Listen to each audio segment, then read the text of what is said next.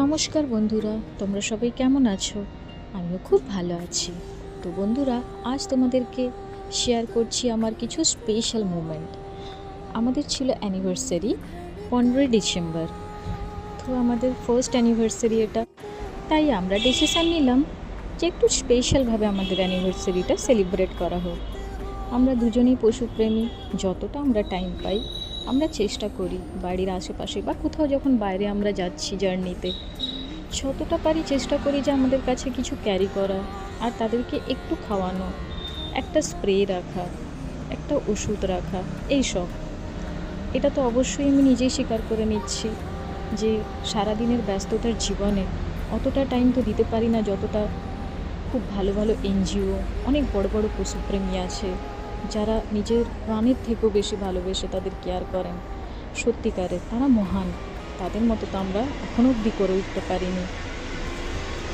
যতটা ইনকাম করি চেষ্টা করি তার মধ্যে থেকে একটু হলেও এদের জন্য কিছু সরিয়ে রাখা, এদের খাওয়ার জন্য কিছু কেনা, কিছু ওষুধপত্র, এই আর কি, খুব কম সময়ের মধ্যেই। তো আমরা কিনে নিয়েছিলাম কয়েক ডজন কলা আমাদের গোমাতা নন্দীজির জন্য, আর আমাদের ডগি ভাইদের জন্য বিস্কিটস। আর আমার বাড়িতে তো বিড়াল আছেই, চারপাশের কয়েকজন।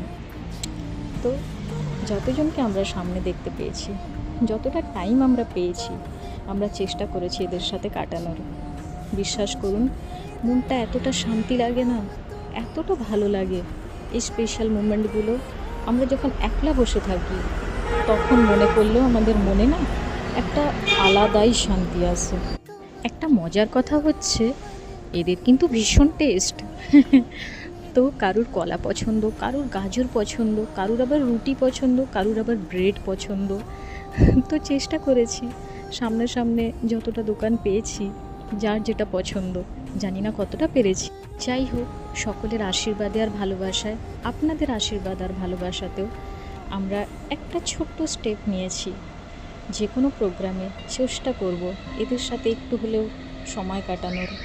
মনটা একদম ভেতর থেকে শান্তি লাগে। ধন্যবাদ সকলকে।